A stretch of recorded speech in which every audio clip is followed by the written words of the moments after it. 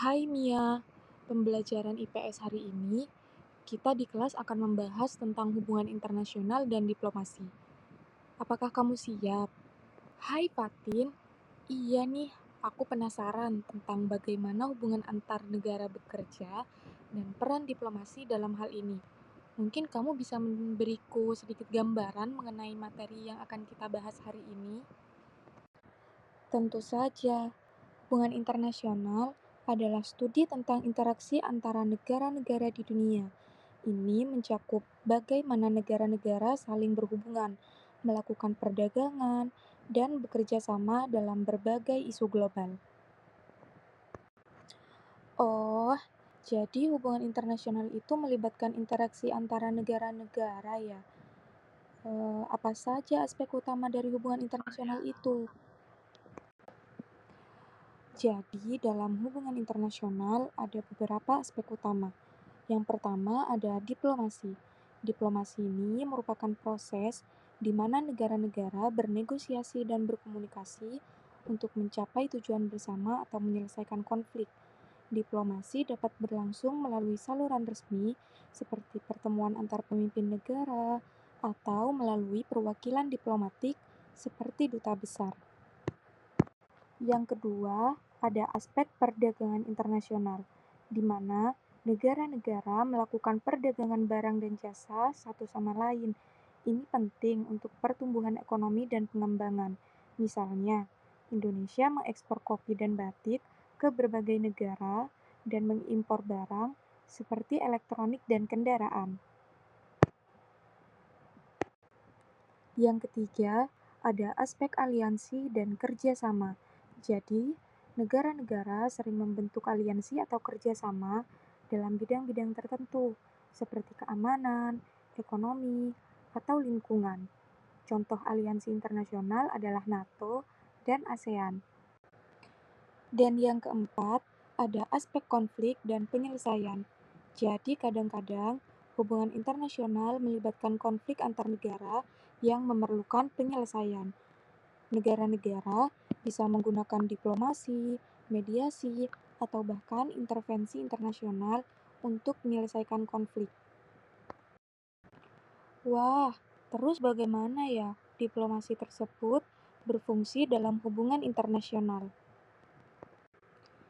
Nah, diplomasi ini berfungsi sebagai alat untuk mengelola hubungan antar negara dan menyelesaikan perselisihan secara damai. Diplomasi ini terdiri dari beberapa bentuk loh. Yang pertama ada diplomasi bilateral, yang dimana diplomasi ini melibatkan hubungan antara dua negara. Misalnya, Indonesia dan Jepang yang mungkin melakukan pertemuan untuk membahas kerjasama ekonomi. Yang kedua, ada diplomasi multilateral. Diplomasi ini melibatkan lebih dari dua negara. Contohnya adalah pertemuan dalam forum seperti PBB, di mana berbagai negara membahas isu-isu global seperti perubahan iklim atau keamanan internasional. Dan yang ketiga ada diplomasi publik. Diplomasi ini berfokus pada mempengaruhi opini publik di negara lain. Negara-negara menggunakan media dan program budaya untuk memperbaiki citra mereka dan membangun hubungan baik dengan masyarakat internasional. Selanjutnya, bagaimana negara-negara memanfaatkan diplomasi untuk kepentingan mereka? Jadi, negara-negara bisa memanfaatkan diplomasi untuk berbagai tujuan. Yang pertama, dalam hal ekonomi. Negara bisa menggunakan diplomasi untuk membuka pasar baru, menjalin perjanjian perdagangan, atau mendapatkan dukungan investasi. Yang kedua, dalam hal keamanan. Diplomasi digunakan untuk membentuk aliansi keamanan, mengurangi ketegangan, dan mencegah konflik. Misalnya, perjanjian senjata antara negara-negara besar dapat membantu mengurangi risiko perang. Dan yang ketiga, dalam hal politik dan budaya, negara dapat mempromosikan nilai-nilai politik dan budaya mereka, serta memperkuat pengaruh internasional mereka melalui pertukaran budaya dan program bantuan. Oh iya, aku kepo nih. Apakah ada contoh kasus diplomasi yang penting dalam sejarah? Tentu ada dong. Salah satu contohnya yaitu Perjanjian Damai Camp David pada tahun 1978, di mana Presiden Amerika Serikat Jimmy Carter memfasilitasi negosiasi antara Presiden Mesir Anwar Sadat dan Perdana Menteri Israel Menahem Begin. Perjanjian ini mengarah pada perdamaian antara Mesir dan Israel.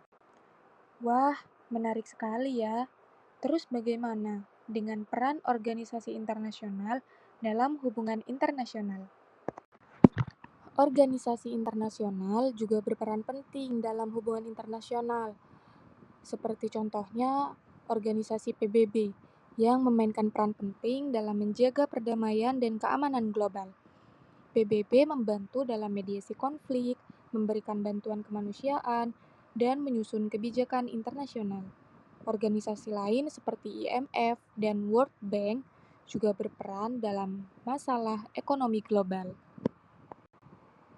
Wah, jadi organisasi internasional sangat membantu ya dalam mengatur dan menyelesaikan masalah yang melibatkan banyak negara. Terima kasih banyak ya Fatin.